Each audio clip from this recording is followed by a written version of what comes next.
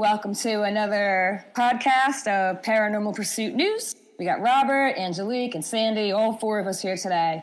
And we are going to talk about ghosts, apparitions, people that perhaps have hauntings in their house, the different kinds of ghosts.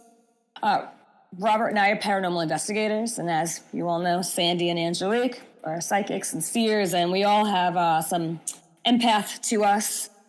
So I guess what should we talk about first? What do you think, Robert?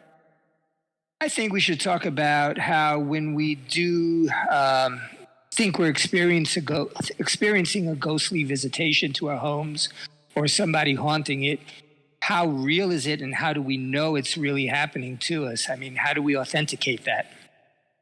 Well, we mean Sandy and Angelique could say from their side, but as you know, Robert, as a paranormal investigator, we have certain tools that we use for that. We use a flashlight that they could use to turn it on and off. We use EVPs that we take the tape recorder or your cell phone and you could just hit record and you listen back. So for me, for the average person that doesn't telepathically talk to ghosts, so if you're not physically seeing them, which has happened before, we've all physically seen ghosts before too, I think using the paranormal tools is a great way for the average person. But then again, if like your water turns on and you're like, okay, can you turn that off, please? And it turns off. Pretty good indication. That's a great maybe Maya, you can explain what EVPs are. I'm not sure if everybody knows what that is. Oh, well, the electronic voice phenomena.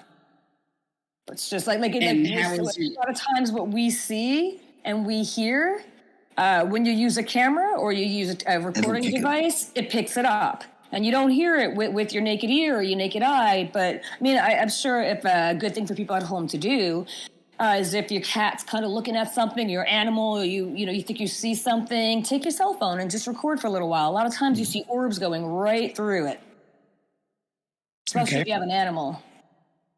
And orbs, yeah. And why don't you explain what an orb is to in layman's terms, which is... Well, I mean, one of Angelique or Sandy picked that one up. Go on, Sandy.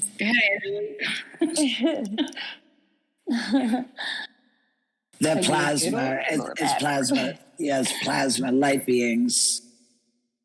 And it's just little round spheres that sort of glow. I've seen them different colors, too. I've seen them different colors, and occasionally, sometimes if you zoom in the picture, you can actually see, like, faces and stuff actually inside.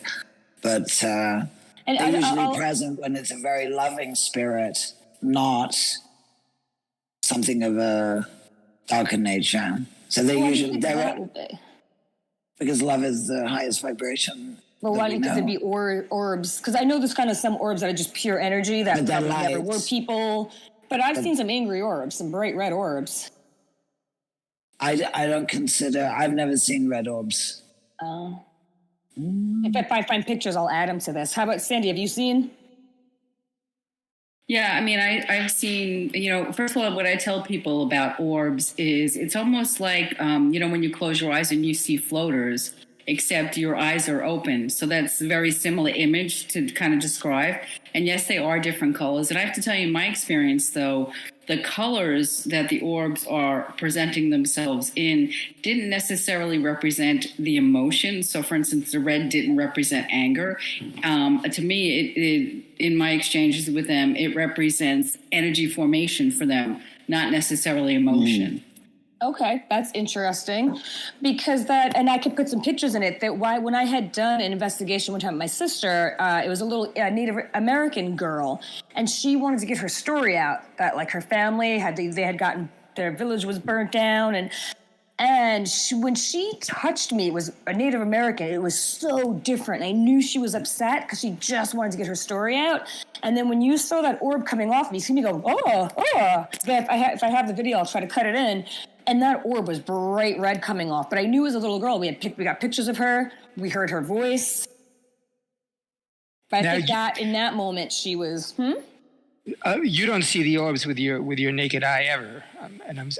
I do. You do? I have, especially if it's not that bright. I've seen them before. It's darker at night. But if you hold up your camera, I'll see them going right through it.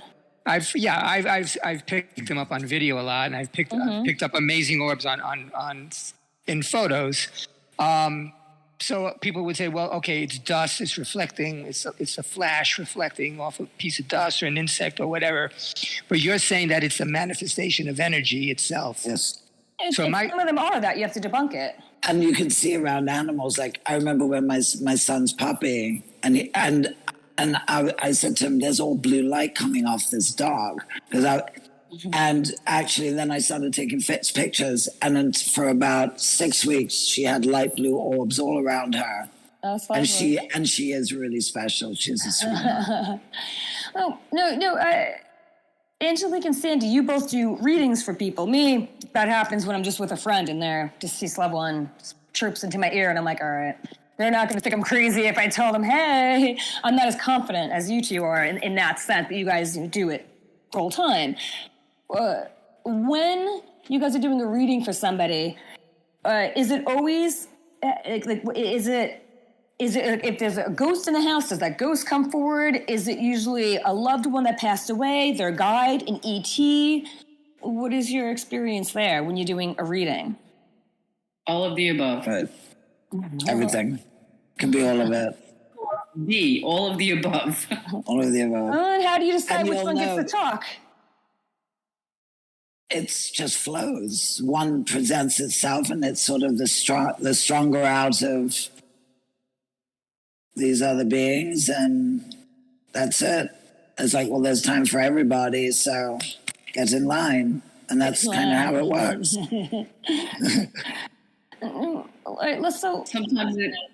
Sometimes it has to do with the position of the being or the spirit. If they, in their level of ascension, they've been, as they're ascending before they totally cross over and review Akashic, if they've been assigned a job, and that job is to come forth to communicate with us, to deliver a message that's considered imperative, then they will supersede other beings trying to come through. There's several factors that go into who comes through first. That's one of the factors. One of the other factors has to do with us and our emotions. If it was a recent loss and there's heavy grief, that impacts spirit to be able to come through too. Another factor is, where are they on their ascension ladder? There's 8 to 10 levels on the other side. Are they just beginning, or are they almost at the final level when they're going to meet the creator? So there's so many factors go into who can come in and when they're coming in, et cetera, et cetera. And also they know how much time you have. It is the most curious thing. Right. You said that they show up before you even start the reading. Right. Or it's like, oh, this is going to be an hour. Okay, we've got time. But if they know there's a connection that can be made really quickly, they'll impart that first. Right. It's really interesting because it's almost like there's a small window and it's going to get cut short for whatever the reason. Haven't you found that, Sandy? It's fascinating. And it's almost ironic. It's almost like an oxymoron because there's no time. We here on this plane understand time in linear fashion. Right. There's no time with them. So it's kind of interesting how they can read our time frames and our restraints. Yeah. Yeah, I wanted to ask, because a lot of times you hear people talking about how they see little kids. A lot of ghosts happen to be little kids. And I have to wonder, and I've had a lot of experience with kids. I mean, do they not know that they're dead? I know that could happen with adults too, because why wouldn't that child go straight to the light? I don't think it matters the chronology of the being that's crossed, whether it's a child or an adult. I don't think that necessarily is what dictates the rapidity with which they ascend. Again, I think there are other factors like explained earlier. And I know when I do, when I do a lot of connections for people, what usually comes through first is animals and what I call baby souls. So those that had not been birthed or up to about 2 or 3 years. And they usually tend to come in first because their energy is much more pure. They haven't been tainted by the contracts and the life lessons that we've been learning as adults. I'm talking about like ghosts in house or ghosts at a place. So you're not doing a reading. It's just, your friend keeps seeing a little ghost in their house, or I have a friend right now that says I keep seeing this little kid running, in and out of their house. So in that kind of situation, do you think a lot of them just don't know that they're dead yet, or they're just having fun, they don't want to go anywhere yet? Because I know our spirits, our souls, or whatever age they are. So even if you die when you're 90, you may come back and look like you're 30. Yeah. I'm definitely doing that. Yeah, I don't care. But it's the kids that, or even adults. I mean, if they don't know that you're dead, one, I mean, Sandy, you're also a psychologist. One, do you tell them? How's that going to go? I mean, that's pretty shocking. Like, don't be me the bearer of bad news, but... You know, because again, you can't violate free will. So maybe they are not aware that they're dead. They're traveling around looking for a loved one. Somebody died very accidentally. And you tell them? Well, the process is a little different. But I mean, a general thing is, so you bring something that's familiar, or a parent or a loved one, or of this, or their guides, or their angels, or all of the above, preferably. The more the better. They get a sense of recognition of these people, and then like, wait a minute, you died 10 years ago. And then you create this bridge for them if they want to cross. Mm-hmm. So it's just like holding hands it's like walking down the road with two kids in your hand, that's all. And you just create that, and then they will cross. We call that Sandy, the rainbow bridge. Do you want to pick up on the ones bridge that are afraid to cross? The ones that maybe did crappy things and they're afraid to? Do you want to... Yeah, there, and to piggyback what Angelique is saying, yes, there are also some souls. So that means the greeter, everybody has a greeter. So when you're crossing, there have been someone who's been assigned as a greeter. Welcome. Oh, welcome to heaven, here you are. Here's the road you're taking. But sometimes there's... I don't want to use the word error, but things kind of get mixed up a little bit. And maybe the greeter did not necessarily greet, or the being that's being greeted that's crossing is resistant and not accepting the message that they're crossing. So they kind of get stagnant in a layer, and they're just kind of hanging out. So yes, you want to bring as many as you can to help cross them. But again, some of them also are a much lower vibration, perhaps engaged in things that are criminal or very harmful. And their energy is very, very dense. And for them to cross, it takes for them to move through to get to the 8 to 10 ascended levels. So those would be the ones that are haunting the houses. Yeah. And sometimes you want to assist them because you want to tell them, get the heck out of here. Let me help you get out. Right. And there are ways to do that. Sometimes you want nothing to do with them. But I have to say, I from everywhere I've done, and it's been a lot of places, I've encountered maybe 10, 12 that don't want to leave, that don't want to go back, go home. Mm-hmm. It's very rare. Lost, right? Nearly everybody wants to go home, and they're lost. Yeah. So it's a very confused. So I was pronounced dead twice in my life, and then they said, "Yeah, now you're going back." Yeah, twice. And I have some that's recollection like 3 times a charm, but that's the weird silver lining. You know what I mean? I mean, like, hang on.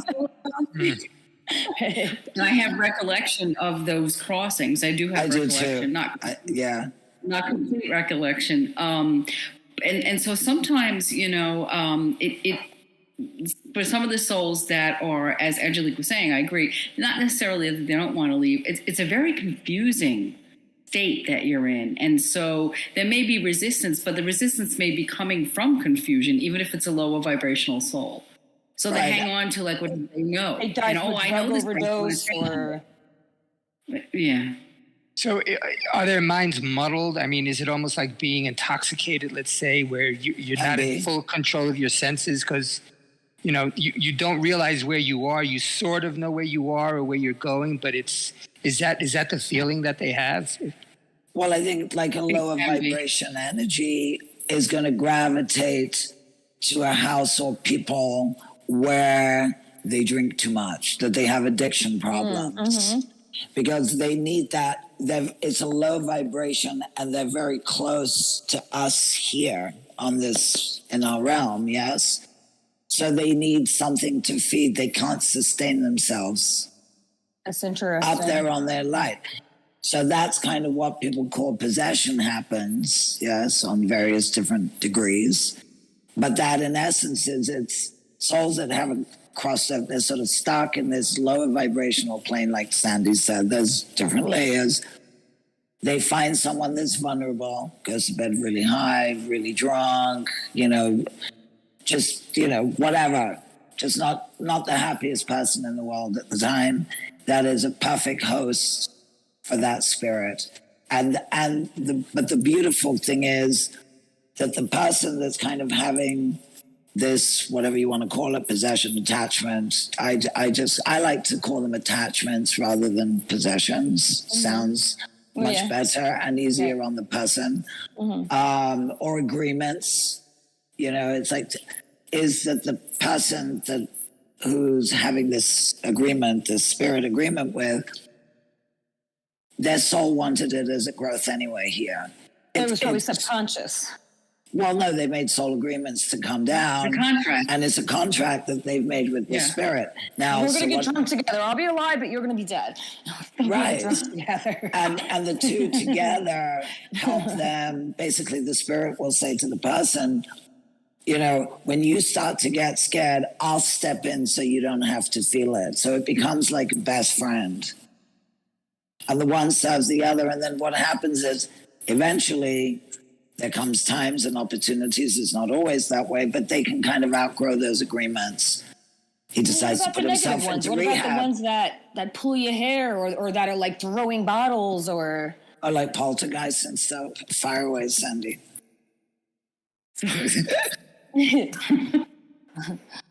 So, yes, there are those that will do things like that. Sometimes it's their futile attempt to get your attention. And, they'll do it any way they can. Like, hello, I'm here. And it's not necessarily the best way to do it, but yes. And there are lower energies and lower vibrations that, remember, if they were living here on this plane and their contracts were to engage in actions that were harmful, that were of a very low vibration, they're crossing over with that until they finally cross and go to the light. So in the process, as they cross, they're still engaging in that kind of behavior. So they would attempt to, shall we say, connect with you with that type of behavior. I'm not a fan of all these different terms, poltergeist and possession, and I know that that's what people use to identify it. But I just refer to them as a soul who's lost and they need to help. They need help finding their way.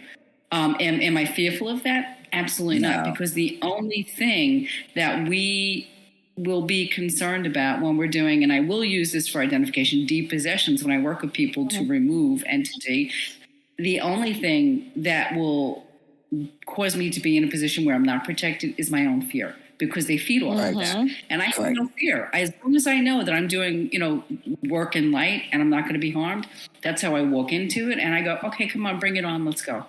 I'm in light. Yes, you're not. Fear. Definitely. You're going to lose. Yeah. So we have to be careful. We can't be afraid. Even if you're, in your home, if you have a house that you think is haunted, to use that kind of term, you can't go in the fear. Yes, your fear will just feed the soul that's there, that's doing the haunting. Right. And it's so much easier just to walk in and they kind of go, oh crap, But I think they literally evil entities sometimes too. I mean, like, you guys know that one time where I got bit, literally, in the middle of nowhere, got bit, a huge bite mark where I'll try to put the picture up on my leg. And that was not a ghost. And I was not afraid. I was proud. Like, that cured me of being afraid. Because after that, I was like, how dare you? And I stepped into my light and protected me. And that wasn't something that just came out of, like, the abyss. Time stopped for a minute. And that was just some evil entity messing with me, trying to scare me, not wanting me to evolve more towards the light side. Well, that yes, but I also, as a side note, just a thought. Yes. It can be, also for you, it's almost like a teaching on two levels. You're not going to walk in there and just be like, la, la, la, anymore. Yes, you're going to have a little bit more focus before we walk in. But I think the second thing is, so now you can hold it's almost like becoming master of something. So it got rid of any fear that I had.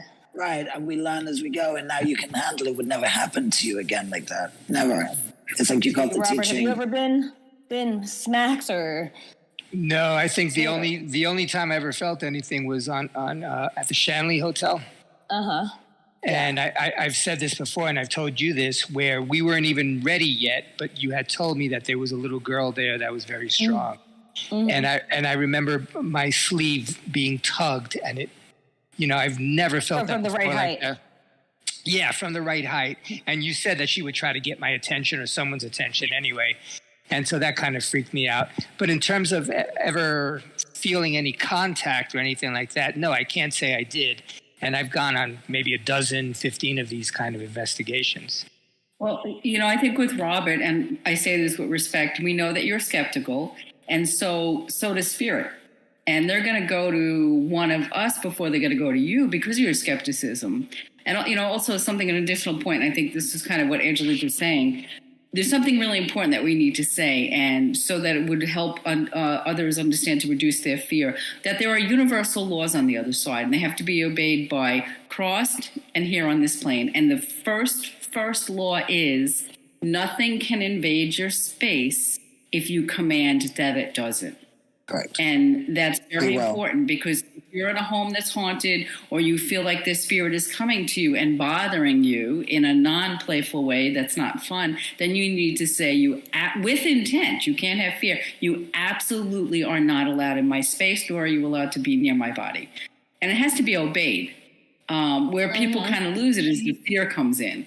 So, I think that's important to let people know out there. Like, don't be afraid. Really, you're okay. Yeah. You really are protected. You have to know that you are protected, but you have to be the one to say it. You have to believe that you are. And Robert, I think they just think you're skeptical. So, like, we're not going to waste our time with him.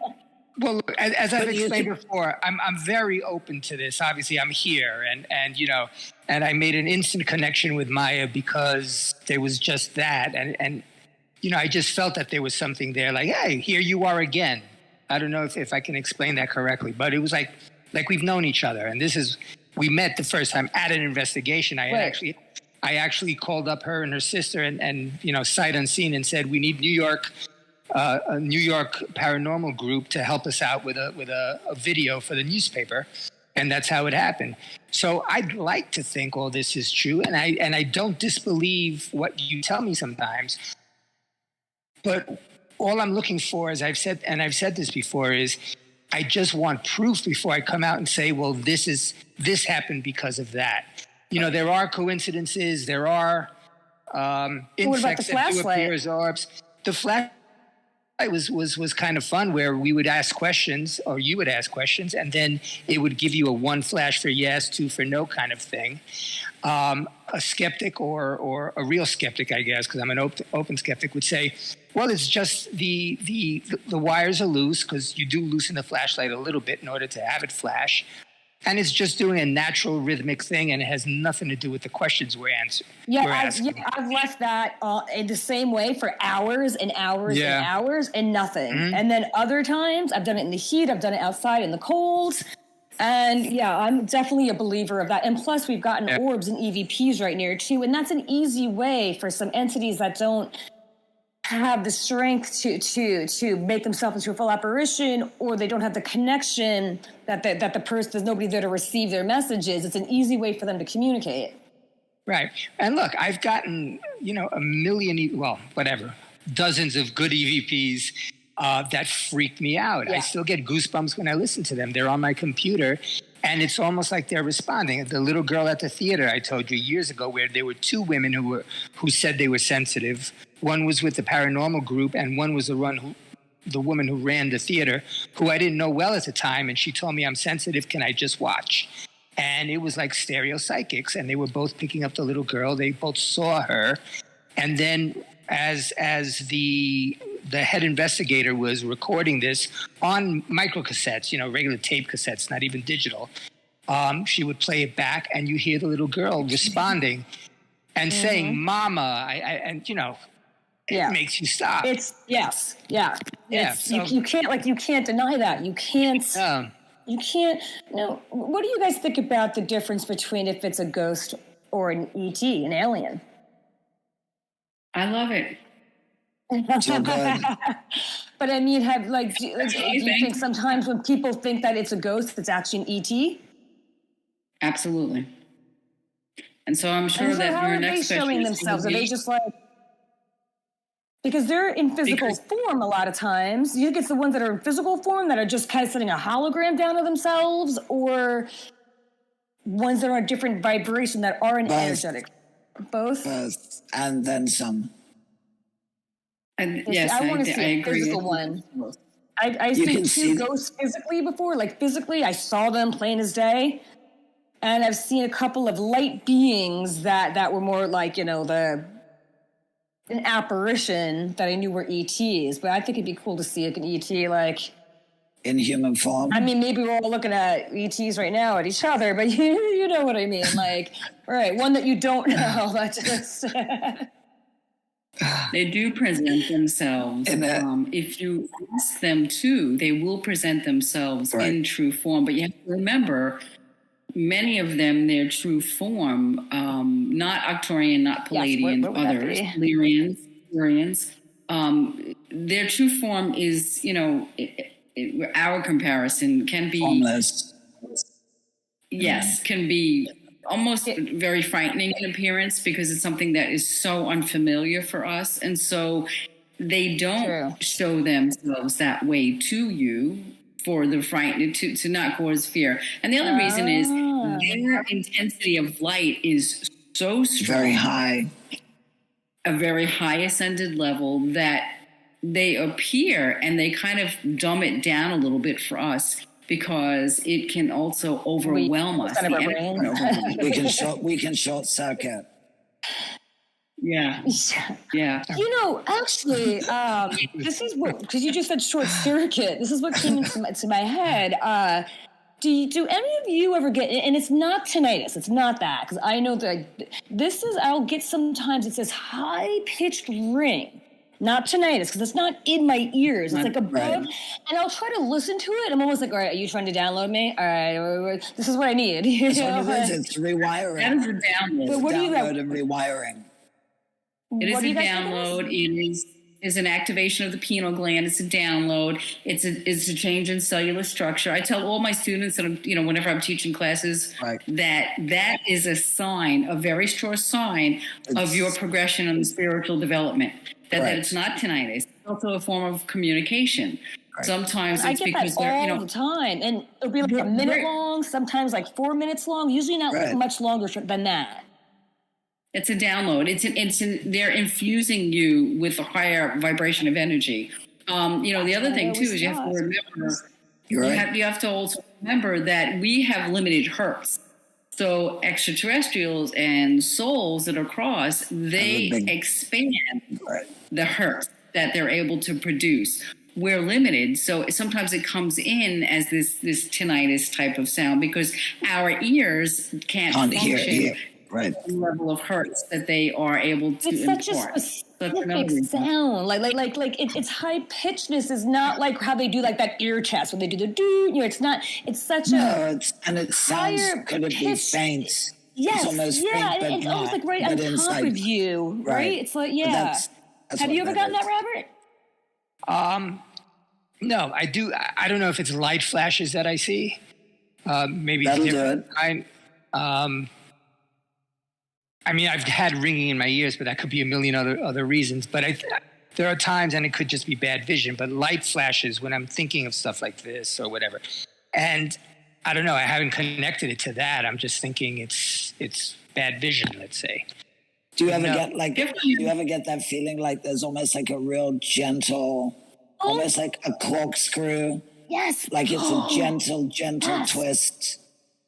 Kind of hurts though. It's annoying. It can be, but so you can say just turn it down so it doesn't hurt. Like ease up, guys. I'll feel it here, maybe. But that's all of that opening up. I thought it was my sinus. No. Well, take an Allegra and then you'll know the difference. You know. Right? And you'll be like, with a big arrow. You get that too. Oh yeah, absolutely, yeah. It's all it's energy. It's all about the energy, and it's all about them suspending the energy for us. Because as Angelique said, and she's absolutely right, it can be explosive. So they deliver it to us in different ways that our body can accept. Remember, most people function in 5 senses. Everything on the other side functions beyond that. So their ability to offer us energy and deliver for us, they have to work with what we work with, and that's our 5 senses. Because we got to fine tune as well. Right. We're all evolving. So as we're holding space and we're growing, that it's almost like an update for the iPhone. We just got to keep getting our little updates. It's the same thing. A good way. That's a good way to say it. You know, so we're more band specific. So as we can bring more, because again, it's not about leaving your body to go out to get the information or anything like that. It's really just being here and being that access to it. I mean, there are people that can. I mean, right. I'm sure Sandy can do channeling, trance channeling, go to sleep and all that. We don't need to do that anymore. It's a different mechanism, but it's basically, you know, it's easier on the body. There's no lag time. We work, we feel good. It's not like, oh my God, I just worked. I need to go to bed for 2 days. I mean, it doesn't work like that. So anyway, yes. Yeah, you know, I feel like you guys could all touch on this for people that have parents that have kids. And their kids are having their imaginary friends, which are not. I think we should probably give some advice to parents for when their kids are seeing things, how to deal with that. Because at the very least, you want the child to know how to protect themselves. If it's something that maybe, I think most of the time it's a guide or but, you know, sometimes it's not also. So would you guys like to touch on that for advice for parents whose kids are... Yeah, I absolutely, I would love to talk about that because I do work with children. I do mentoring with them. So the first thing I tell a parent is please encourage your child. Do not tell your child, oh, don't let people see that you can do that, because that will shut off their gift. You know, we've had a wave of children coming in that are much higher ascended. And, you know, I've spoken about this before, that a lot of as a psychologist, a lot of the diagnoses, ADHD, autism, spectrum behaviors, a lot of those are correlated with and connected to children with higher energy. They just haven't found a way to express it. And I tell a quick story, and I'll make it very quick. So I was working with children, and I was a supervisor as a psychologist, and I had to go visit a program that was like very similar to like a BOCES program. So we're special education at a removed facility from the district, and they housed autistic diagnosed only. And I walked in with my partner, the social worker, and we walk in, and they start to tour us. And they're touring us classroom to classroom. And I'm going, I'm hearing chatter. And I'm looking around, and nobody's mouth's moving. And I turned to the social worker, and I said, you hear that? Are you listening to that? And she looked at me like I was crazy. And she said, there's no noise. What are you talking about? I realized that what I was hearing was the telepathic messages coming from the autistic students. And to each other. From that point on, it opened me up to be able to pick that up. It then altered how I worked with that population because I was able to communicate with them. And so were they talking with each other too? Yeah, yes. But in a different ascended frequency that those of us in 5 senses can pick up. So, you know, go ahead. No, I was going to just interject as we were saying about autism and high frequency. And I have found personally myself, I don't know about Sandy, but that the physically challenged, handicap, any one of those things, and you know, sort of physical disabilities, definitely they are of a much different frequency than everybody else. It's a finer frequency. I don't want to say a higher or lower, like one is better than the other, but they're definitely very more evolved than your average person walking around. And it's a very interesting thing because it's almost like they agreed to come in as a very, very high frequency being into a body that does not support them. So they're almost like chained into this body, which is really sort of part of their soul agreement. So in other words, if you believe in reincarnation or whatever, the agreement would be, I'll come down into that family so I can help open their hearts, yes, because they're like, maybe they'll throw me in the home or whatever, whatever that is. And I'm going to pick a body that doesn't work for me, that I'm totally reliant. And while I'm doing that, I'm burning off 7 lifetimes or 10 lifetimes. Yes, your incarnation, your wheel goes exponentially because you've picked a vehicle to come in that's not going to support you. And that may be the type of light that you're like, I'm going to 20 years, that's at my limit, 20 years like that. Right, but it's like, you know what, you'll clear 10, 15 lifetimes of going down in that body for that time. And they're always very, very high frequency beings. Haven't you found the same? They hold energy. They're really magical. Yeah. Agreed. Totally agree. Absolutely. And so back to your original question, the best thing you could do for your children if they're evolving in gift is to encourage it and seek someone out who can help them, who can work with them and mentor them to help them on that journey. When you were talking about autistic children or whatever, I was at a family gathering on Friday, and when I get together with the Cuban side, it's all women. Invariably, we start talking about subjects that we've been covering. I told them what I was doing. They were fascinated with the idea that I'm in a podcast with 3 sensitive women. And that I was the guy, I was the Scully trying to make everything scientific or whatever.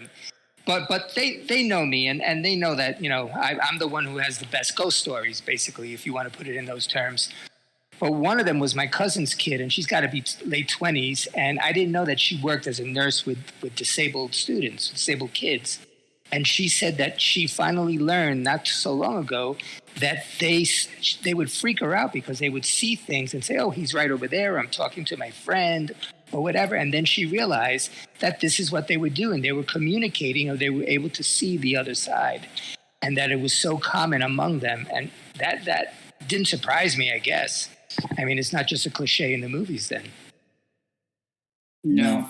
And they're communicating, particularly those that are on the spectrum autistic, they're communicating literally in a way that, again, if you're in your 5 senses, you can't respond and you can't interact. So it is a very different frequency.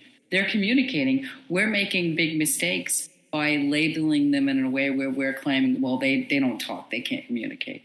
It's very somehow it has like some negative connotation to it. Well, most of they're just saving energy. It's so much faster to talk, and when it's not. By the way, at the same gathering, and this is just a little bit of a tangent, but it's on the same subject. So we're all gathered around a big table. We're talking. People are talking on this side. I'm talking to my cousins, girl cousins I haven't seen in the longest time. And as I'm talking, I just get the feeling that one of my aunts, my late aunt's neighbors, is looking my way. And I don't know if she's trying to listen to the conversation or whatever.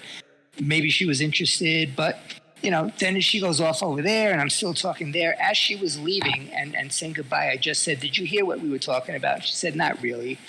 I know you were talking about certain things because of your aunt. My aunt was supposedly very strong, a very strong psychic before she died." And I said, no, I didn't say, do you believe? I said, you feel things also, don't you? I said it to her in Spanish. She said, oh, of course. She points to her daughter, who to me seemed a little bit disabled. She was very quiet and shy and whatever. She said, my daughter is the most powerful medium you can imagine. And then the woman just opened up to me and started telling me about my aunt's last days and how my aunt would always see. For years, I always thought it was my aunt would see these 2 men in the living room and wonder who they were. It happened that they were 4 guys, not 2. I had the story wrong, and they were her great uncles, and they followed her everywhere throughout her life. Wait, to the point that came to me when I first met you? Oh, her sister. Okay. Her sister was the one. But what I was getting at was I was able, because we were off on a roll, and I was talking about this stuff I say I'm a skeptic, but I was the one telling the stories. And then I just got the feeling with this woman that I've met maybe once before and barely spoke to. I got that connection. I said, this woman. She knows. She knows. I can't say one of us. She's one of you. If you know what I mean. And it didn't surprise me. It was like, okay, so I'm picking up on it. So maybe I'm one of them. I don't know. But it was a very strange feeling. This was just this last Friday, as a matter of fact. What, like Sandy and Angelico said to me, it's like a tool. The more you use it, like if I'm around friends that they're past one, loved one, and they have a message, I will hear them. They will, and I'll ask them for something specific that, like, there's no way I can, make that up. And sometimes it's weird because I don't know if it's my thought or their thought. But when it comes through, it definitely comes through strong. But that's just with friends because I feel more comfortable. Right. So, but like they say, it's like a tool, but like a muscle. Right. Muscle. And I've said it before. This, Maya came up with that. The more you use it, the stronger it gets. Maya came up with my aunt, and in a social setting. And then I go to the bathroom and I come back and Maya's resistant to it. And she says, finally, look, she's just telling me she's your godmother. Say I'm his godmother. Say I'm his godmother. And she was. And so, like I always say, that makes you pause.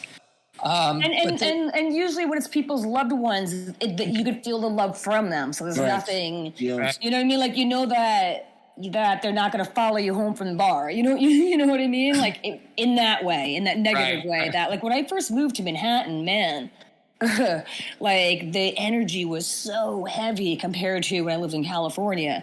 And everywhere I went, they were just like, it took me a while to learn how to to clear your energy, remember? I